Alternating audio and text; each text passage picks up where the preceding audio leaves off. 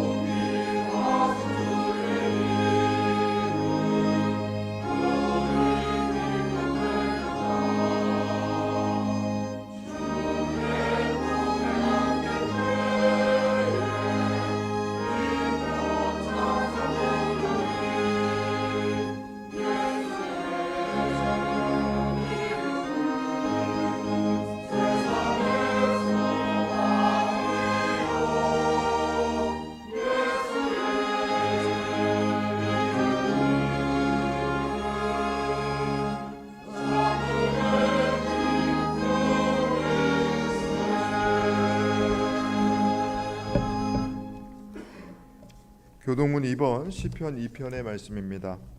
어찌하여 이방 나라들이 분노하며 민족들이 헛된 일을 꾸미는가? 여호와와 그의 기름 부음 받은 자를 대적하며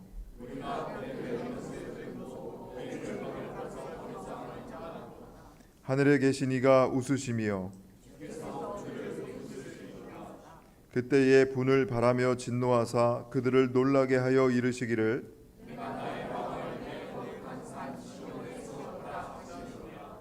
내가 여호와의 명령을 전하노라. 여호와께서 내게 이르시되 내게 구하라. 내가 이방 나라를 내 유업으로 주리니. 아멘. 하나님은 통회하는 마음으로 나오는 사람들을 물리치지 않으십니다. 이제 우리들의 죄를 뉘우치고 고백합시다.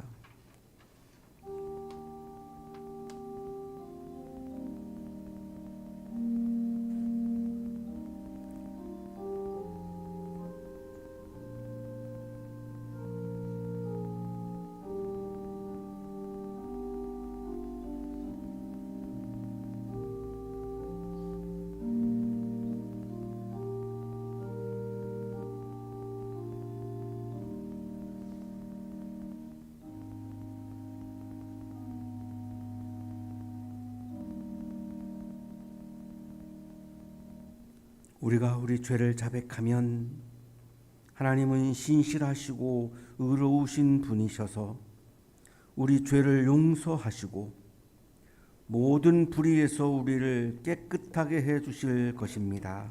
아멘.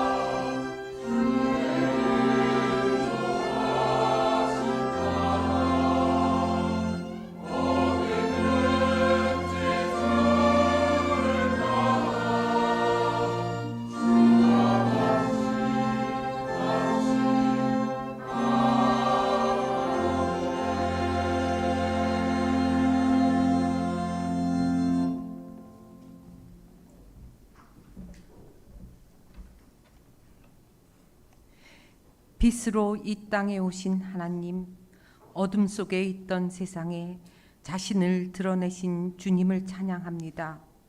감추어진 하나님이 아니라 역사 한가운데 자신을 나타내시는 주님, 오늘도 우리를 한양동산에 불러 예배하게 하시니 감사합니다.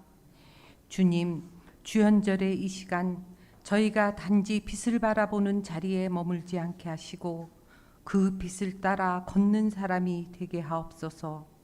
이 캠퍼스 위에 주님의 빛을 비추게 하시고 배움의 자리마다 진리를 향한 갈망이 살아있게 하옵소서.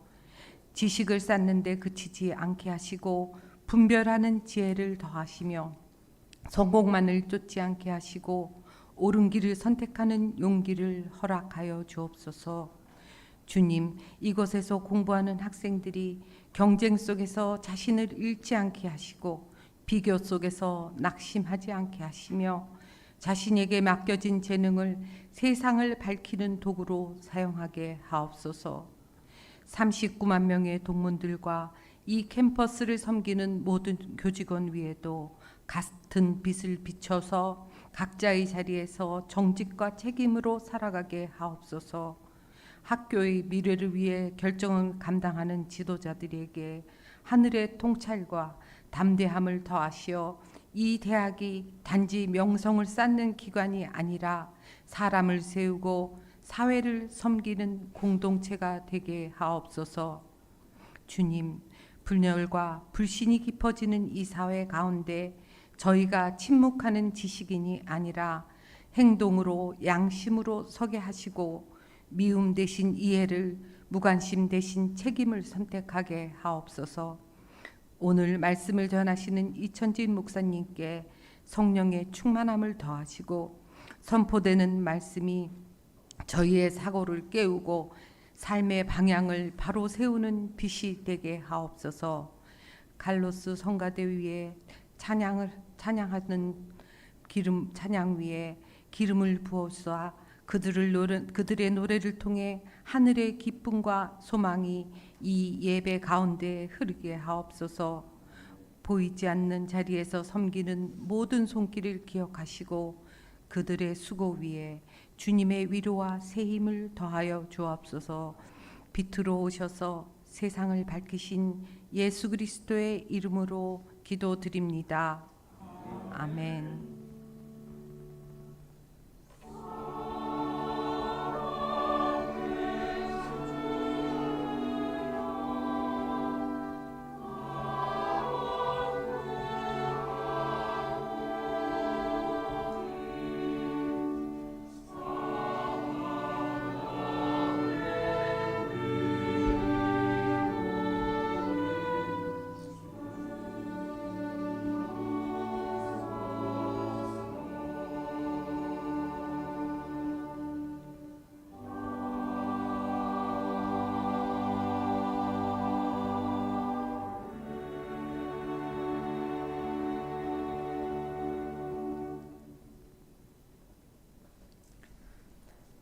마태복음 17장 1절에서 9절까지 말씀입니다. 그리고 엿새 뒤에 예수께서는 베드로와 야고보와 그의 동생 요한을 따로 데리고서 높은 산에 올라가셨다. 그런데 그들이 보는 앞에서 그의 모습이 변하였다. 그의 얼굴은 해와 같이 빛나고 옷은 빛과 같이 희게 되었다. 그리고 모세와 엘리야가 그들에게 나타나더니 예수와 더불어 말을 나누었다. 그때 베드로가 예수께 말하였다. 선생님, 우리가 여기에 있는 것이 좋습니다. 원하시면 제가 여기에다가 초막을 셋 지어서 하나에는 선생님을, 하나에는 모세를, 하나에는 엘리야를 모시도록 하겠습니다. 베드로가 아직도 말을 하고 있는데 갑자기 빛나는 구름이 그들을 뒤덮었다. 그리고 구름 속에서 이는 내 사랑하는 아들이다. 나는 그를 좋아한다. 너희는 그의 말을 들어라 하는 소리가 들려왔다. 제자들은 이 말을 듣고서 얼굴을 땅에 대고 엎드렸으며 몹시 두려워하였다. 예수께서 가까이 오셔서 그들에게 손을 대시고 말씀하셨다. 일어나거라, 두려워하지 말아라. 그들이 눈을 들어서 보니 예수밖에는 아무도 없었다. 그들이 산에서 내려올 때에 예수께서 그들에게 명하셨다. 인자가 죽은 사람들 가운데서 살아날 때까지는 그 광경을 아무에게도 말하지 말아라. 복음서의 말씀입니다.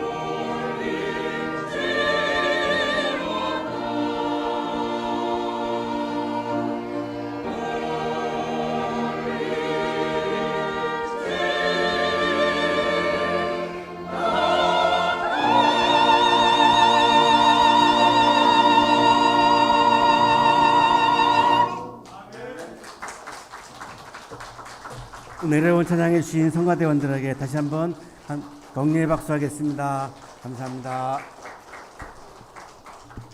옆에 계시는 분과 사랑의 인사 나누시겠습니다. 사랑합니다. 보고 싶었습니다.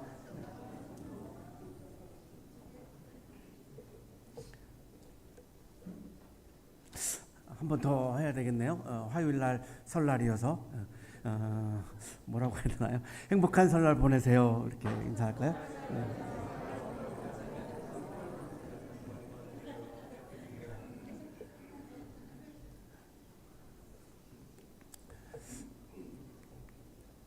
프랑스 작가 까미는 시지프스 신화에서 우리가 살고 있는 이 세계를 부조리의 세계라고 진단하면서 부조리의 세계에 대해서 이렇게 말합니다.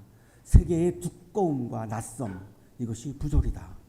세계의 두꺼움과 낯섦, 이것이 부조리다. 우리가 살고 있는 이 세계는 두껍기 때문에 우리가 세상 안으로 들어가는 것이 쉽지 않습니다. 특히 우리 청년들이 이 세상 안으로 들어가는 것이 매우 어렵습니다.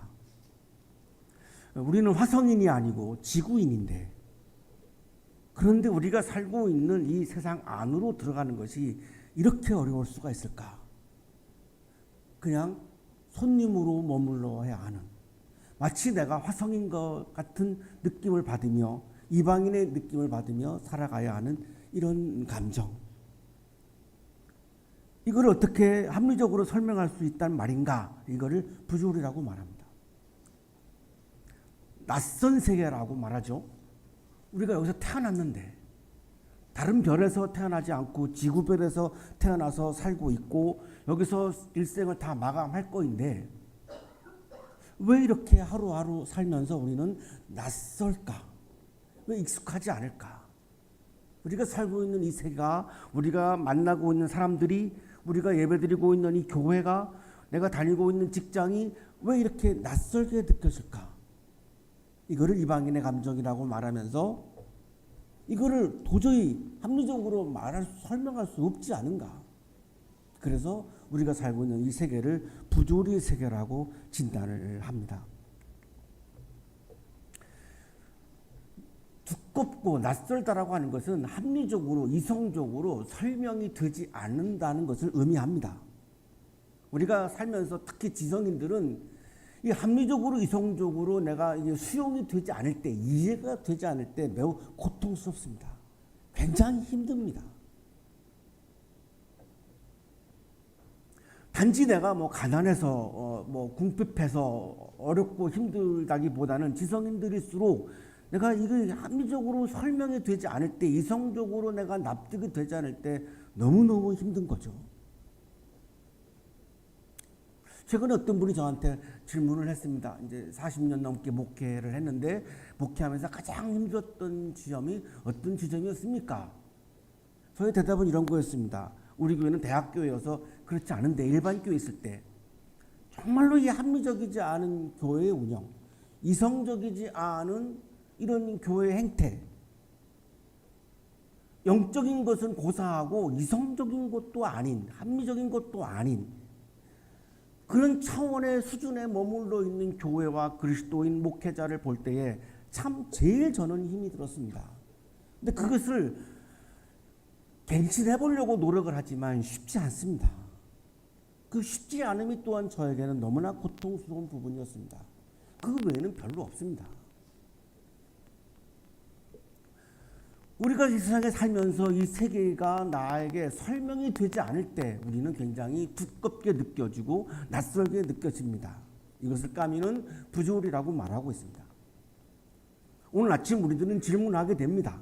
합리적이지 않은 세계에서, 이성적이지 않은 세계에서 합리적으로 설명이 되지 않는 이 어마어마한 많은 이런 일들이 벌어지는 이 세계에서 우리는 어떻게 지성인으로서 살아가야 하는가?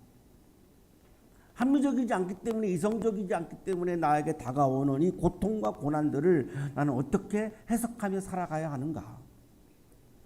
합리적이지 않고 이성적이지 않고 도저히 납득할 수 없는 이런 현실들을 나는 어떻게 하루하루 일상 속에서 해석하면서 나는 살아야 하는가?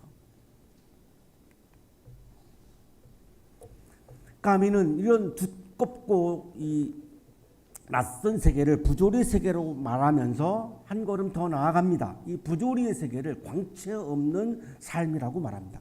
빛이 없는 삶이라는 겁니다. 다시 말하면 어두운 세계라는 겁니다. 두껍고 낯설게 느껴지고 이방인의 감정을 가지며 살다 보니 빛나는 세계에서 산다는 느낌보다는 어두운 세계에서 산다는 느낌이 더 많은 거죠. 내가 살고 있는 이 세계가 이렇게 어두울 수 있을까? 환하게 빛나는 세계 속에서 우리는 모두가 살고 싶은데 그런 느낌이 오기보다는 너무나 어두운 세계라고 하는 느낌이 자꾸만 찾아오는 거죠. 이걸 광채 없는 삶이라고 까미는 표현합니다. 마찬가지로 하루하루 이어지는 광채 없는 삶에서는 시간이 우리를 떠매고 간다. 내가 시간을 주도하면서 내가 살아가는 게 아니라 시간이 나를 떠밀어서 나이가 들면서 달면서 세월이 흘러간다. 이런 말입니다.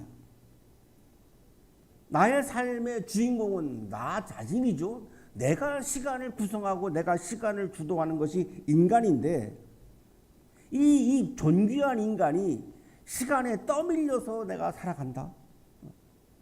이거를 광채 없는 삶, 빛이 없는 삶이라고 그렇게 표현을 합니다.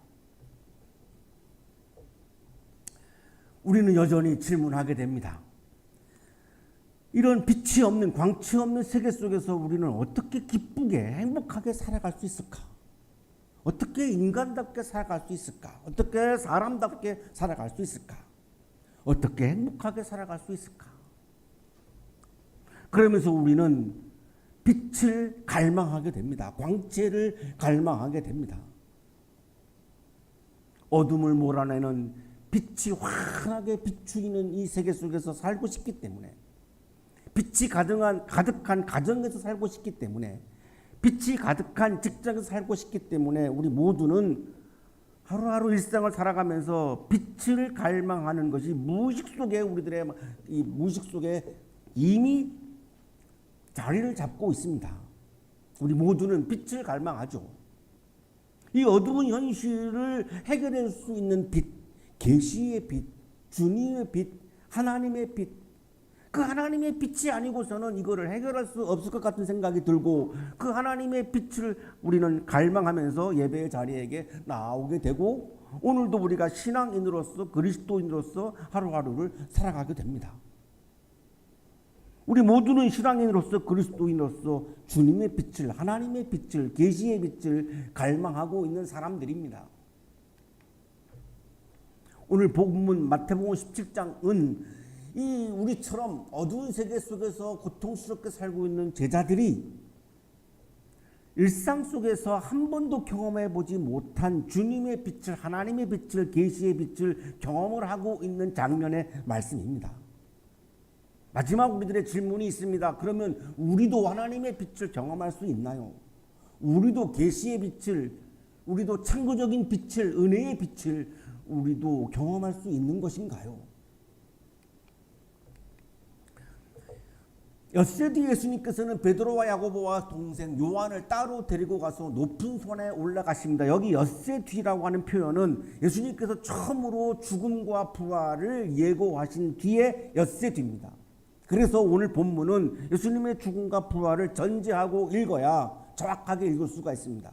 예수님이 처음으로 죽음과 부활을 예고하시죠. 그랬더니 베드로가 당신은 살아계신 하나님의 아들이십니다라고 고백했던 그 멋진 그리스도인인 베드로가 안 됩니다라고 이거를 막 부정하고 나섭니다. 바로 그 장면이 16장의 본문입니다. 죽음과 부활을 예고하신 엿새 뒤에 예수님께서는 세 제자를 데리고 높은 산에 올라가십니다. 계시의 빛을, 하나님의 빛을 경험하는 것은 소음 속에서 경험하는 것이 아님을 보여줍니다. 시끄럽게 감정적으로 막 소리 지르고 하는 공간에서 경험할 수 있는 것이 아니라는 것입니다. 조용함을 위해서 높은 산에 세 제자를 데리고 예수님은 올라가셨습니다. 그 산 위에는 소음이 없습니다. 시끄럽지 않습니다. 어디에서 계시의 빛이 오는가? 관계 속에서 오는 거죠. 예수님과 세 제자의 관계. 그리고 이 예수님과 제자가 관계를 맺고 하나님과 다시 관계를 맺기 위해서 산에 올라갔습니다. 왜 산에 올라갔을까요? 구약에서 산이라고 하는 것은 하나님의 현현이 경험되어지는 곳입니다. 그래서 모세도 시내산에서 율법을 받습니다. 하나님을 만나죠. 엘리야도 산에서 바알 선지자 450명을 이겨내는 불이 내려와서 재물을 태우는 이런 하나님의 살아계심을 경험하죠. 이게 다 갈멜산. 하나님이 그 당시에 현현할 때는 늘 산에 현현하셨습니다. 그래서 예수님도 이 세 제자가 하나님을 만나게 해주려고, 하나님의 현현을 경험하게 해주려고 지금 높은 산에 올라갔습니다.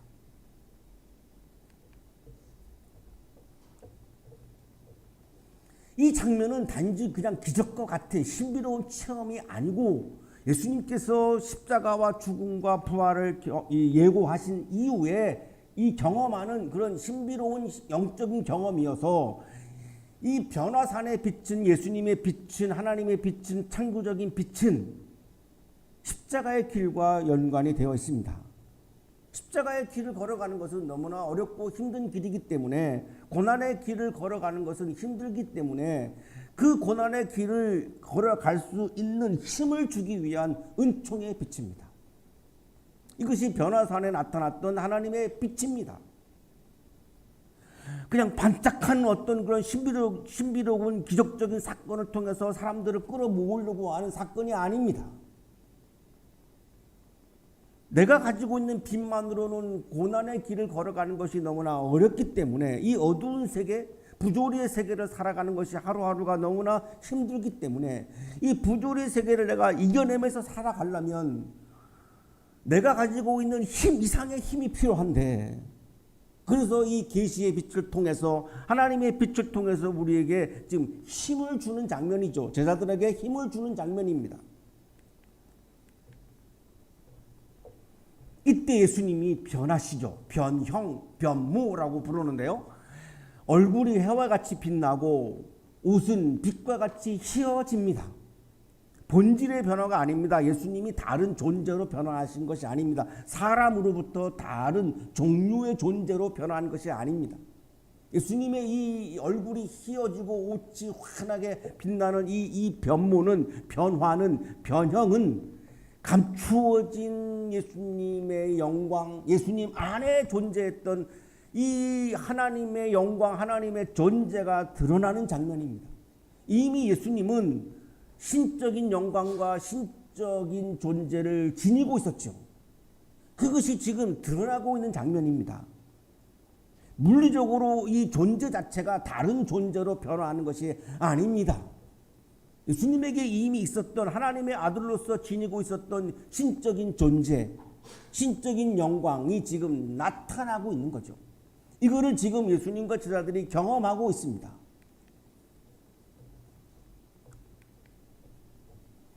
이때 모세와 엘리야가 나타납니다. 굉장히 신비로운 사건이죠. 이미 세상을 떠난 사람들인데 이 모세와 엘리야가 나타납니다. 모세는 오경을 대표하는 사람이고 율법을 대표하는 사람이고, 엘리야는 예언자를 대표하는 사람입니다. 그러니까 구약 성서 전체를 대표하는 사람들이죠.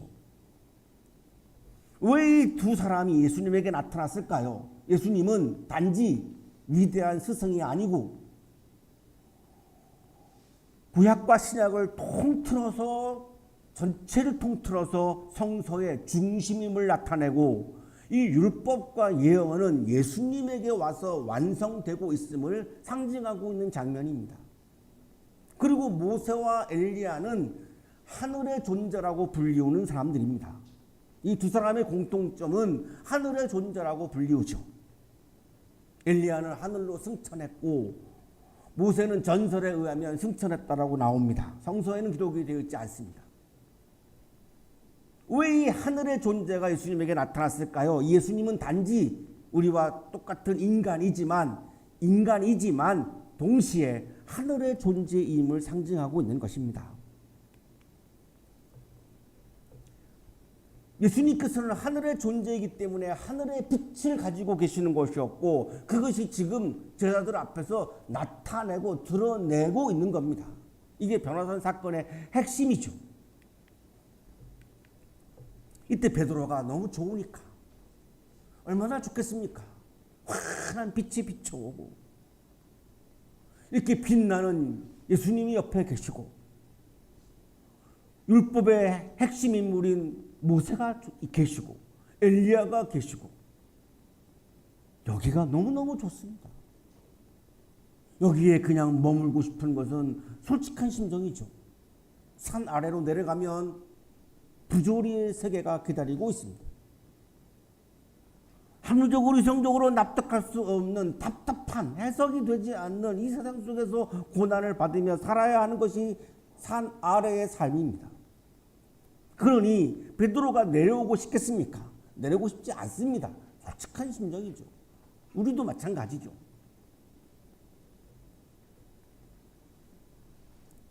선생님, 우리가 여기에 있는 것이 좋습니다. 원하시면 제가 여기에다가 초막셋을 지어서 하나에는 선생님을, 하나에는 모세를, 하나에는 엘리야를 모시도록 하겠습니다. 빛을 경험한 베드로는 빛이 존재하는 빛의 세계 속에서 그냥 머물고 싶었습니다. 고통도 갈등도 배고픔도 싸움도 정치적인 갈등도 신물나는 여러 가지 많은 고통 갈등들도 전혀 존재하지 않는 그런 것들 때문에 고통스러워할 필요도 없는 누구에게나 매혹적인 그 빛의 세계, 빛의 순간을 영원히 붙잡고 싶었겠죠. 그때 갑자기 빛나는 구름이 그들을 뒤덮습니다. 하나님의 현현을 상징하고 있는 거죠. 그런데 빛나는 구름입니다. 하나님의 빛, 하나님께서 빛을 소유하시고 하나님의 빛을 가지시고 지금 현현하십니다.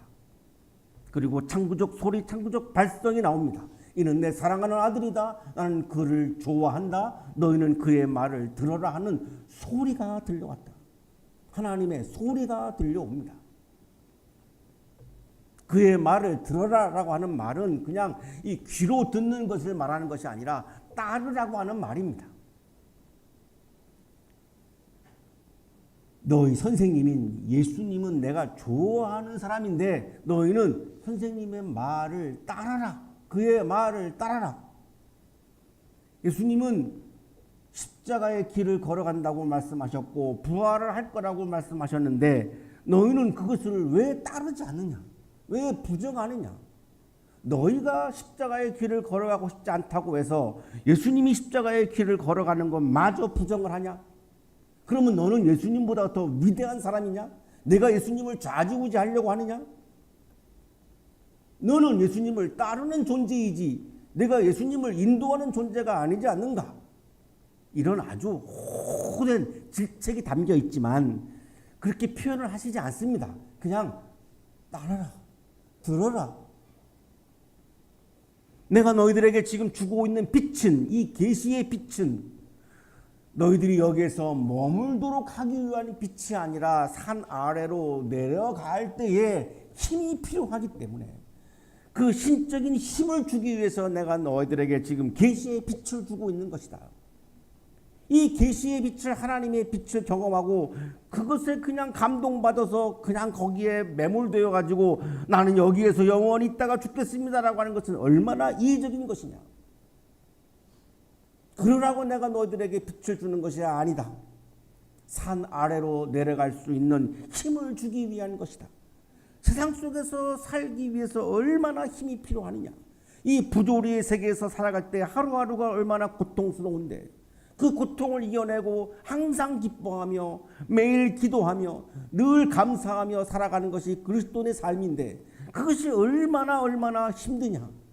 그러니 내가 너에게 이 빛을 주는 것이다. 계시의 빛을 주는 것이다. 그러니 걱정하지 말고 선생님을, 예수님을 따라라. 이때 제자들이 얼굴을 땅에 대고 엎드려서 두려워합니다. 독일 신학자 루돌프 오토가 다스 하일리기에서 이거를 두려운 신비라고 표현했습니다. 신을 만나는 장면에서는 반드시 두려운 신비가 존재한다는 겁니다.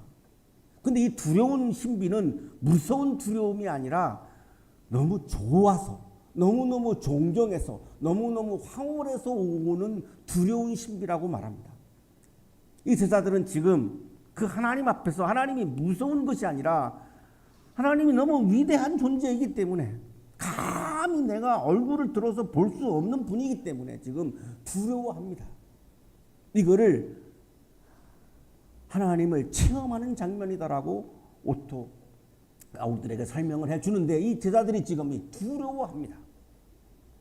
예수님이 말씀하시죠. 두려워하지 말아라. 두려워하지 말아라. 그리고 예수님은 제자들과 함께 산으로 내려가십니다. 9절 처음에 나오는 이 장면이 살짝 스쳐 지나가지만 오늘 본문의 핵심입니다. 그들이 산에서 내려올 때에 하나님의 빛을 경험한 예수님과 제자들이, 계시의 빛을 경험한 예수님과 제자들이 함께 산 아래로 내려갑니다. 그 산 아래는 부조리의 세계입니다. 고통의 세계입니다. 갈등의 세계입니다. 설명이 되지 않는 일들이 너무나 많습니다. 납득할 수 없는 일들이 너무나 많습니다. 빛나는 세계가 아니라 어두운 세계입니다. 근데 왜 거기로 내려가야 할까요? 빛을 경험한 사람들이, 계시의 빛을 소유한 사람들이, 하나님의 빛을 경험한 사람들이 내려가지 아니하면 그 세계는 영원히 빛나는 세계가 될 수 없기 때문입니다. 빛을 경험한 사람들이 하나님의 빛을 소유하고 세상을 향해서 내려가야, 고통의 세계를 향해서 내려가야, 부조리의 세계를 향해서 내려가야 그 세계가 빛나는 하나님의 세계로 변화될 수 있기 때문입니다. 우리 모든 그리스도인들은 하나님의 빛을 경험한 사람들입니다. 빛나는 분들입니다. 여러분 모두는 빛나는 분들입니다. 여러분은 모르시겠지만 제가 이렇게 여기서 이렇게 여러분을 보면 상당히 눈이 부십니다. 여러분 모두 한 사람 한 사람이 빛나는 존재이기 때문에 그렇습니다. 나 같은 존재를, 나 같은 죄인을 하나님은 자녀 삼아 주셨습니다. 저는 아버님도 존재하지 않고 어머님도 존재하지 않습니다. 고아입니다. 그런데 하나님이 저의 자녀를 삼아 주셨습니다. 얼마나 나를 빛나게 해 주셨습니까? 저 같은 사람을 목회자가 되게 해 주셨습니다. 어떻게 이렇게 빛나는 존재로 삼아줄 수 있습니까? 어떻게 하루하루 빛나는 삶을, 이렇게 말씀을 전하면서 빛나는 삶을 살아가게 해줄 수가 있습니까?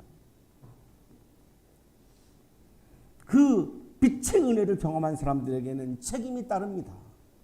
어두운 세계로 내려가서, 부조리의 세계로 들어가서 그 두터운 세계를 얇게 만들고, 낯선 세계를 모든 사람들이, 특히 청년들이 익숙한 세계로 만들어 가야 할 책임이 따릅니다. 그거를 감당하지 아니하면 빛을 받은 그 은혜에 대해서 너무나 배은망덕한 존재가 되고 맙니다. 이 이후에 본문을 보면 산 아래로 내려가면 이 벌써 맨 처음에 예수님과 제자들이 병든 아이를 만납니다. 믿음이 연약한 제자들을 만납니다. 그리고 십자가의 길을 기다리고 있음을 경험합니다. 이것이 산 아래의 삶입니다.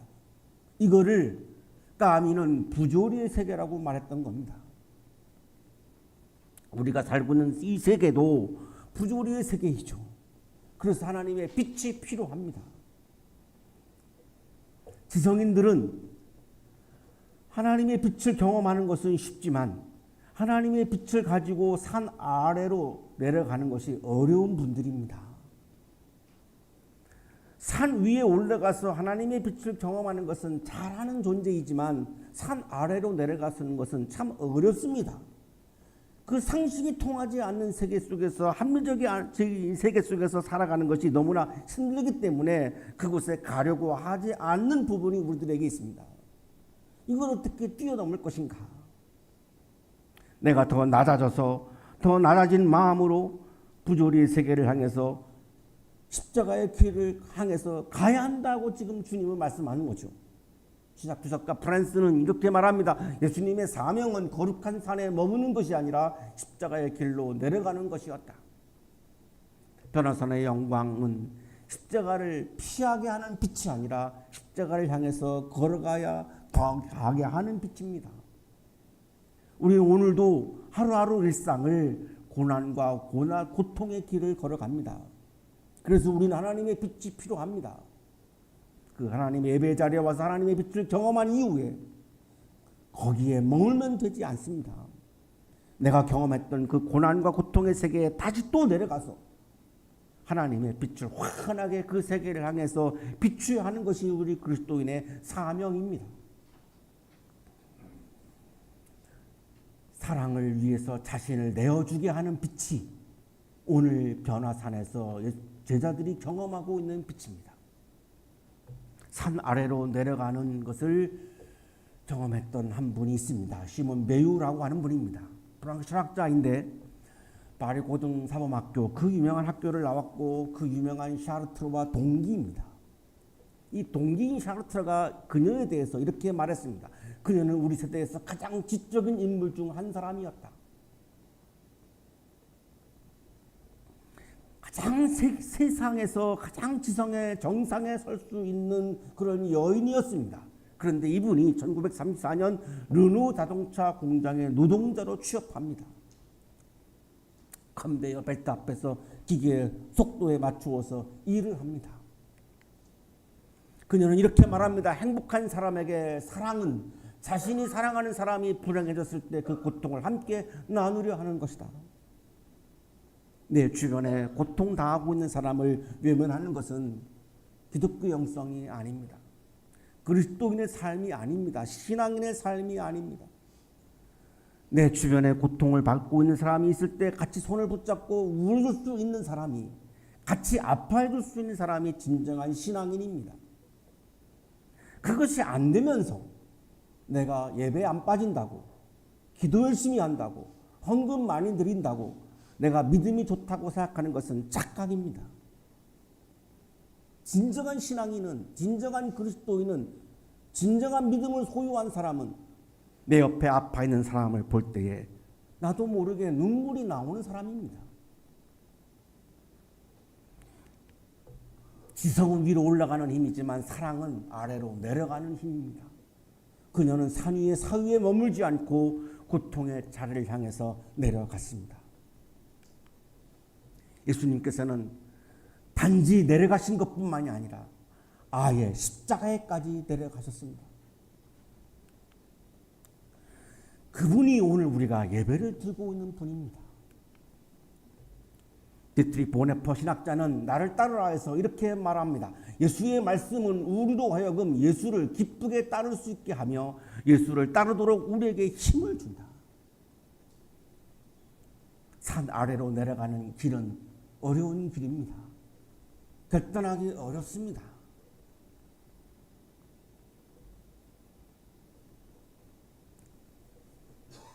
그러나 예수님이 그 길을 허락하셨기 때문에 우리가 그리스도인으로 살려면 예수를 따라야 합니다. 예수를 따른다라고 하는 말은 산 아래를 향해서 내려가야 합니다. 그것을 억지로 하면 신앙이 아닌 거죠.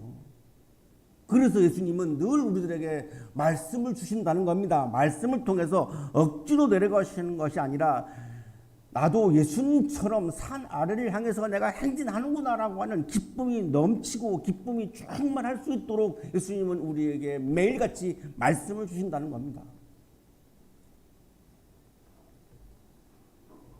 산 아래로 내려가는 길이 너무나 어려운 길이지만 예수님의 말씀으로 내가 영적으로 무장을 하고 내가 예수님의 말씀으로 훈련을 받고 그 예수님의 말씀을 내 마음에 가득 채우면 그 산 아래로 내려가는 것이 나에게 너무나 영광스럽고 자랑스럽고 기쁜 일이 될 수 있습니다. 예수님의 빛은 우리를 현실에서 도피시키지 않습니다. 현실을 직면하게 합니다. 아파하는 사람들 곁으로 갈등이 있는 세상을 향하여 십자가의 길로 나아가게 합니다. 오늘 우리는 묻습니다. 나는 산 위에 빛의 세계에만 머물고 있는 신앙인인가? 아니면 주님의 빛을 품고 산 아래로 내려가는 신앙인인가? 사랑하는 한양 가족 여러분, 산 위에 빛을 본 사람은 반드시 산 아래로 내려갑니다. 그것이 진정한 그리스도의 제자입니다. 그것이 진정한 하나님의 자녀입니다. 설날을 맞이하여서 산 아래에 있는 가정에서도 오늘 주시는 주님의 빛을 그 가정에 비추어서 여러분의 가정이 빛나는 가정이 되시기를 간절히 축원합니다.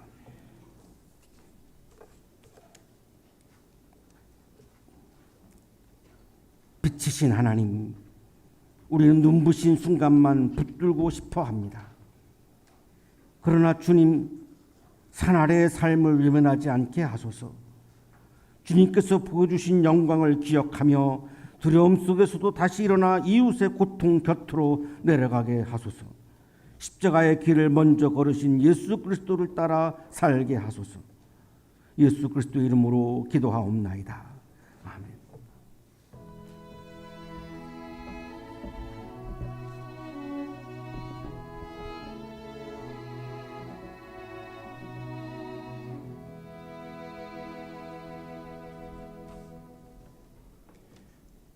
교회 소식 전해드립니다. 오늘은 주연절 후 6째 주일이자 변화 주일입니다.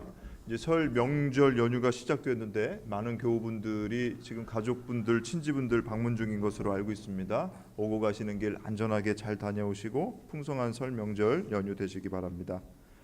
돌아오는 이번 주 2월 18일 수요일은 사순절이 시작되는 성회 수요일입니다.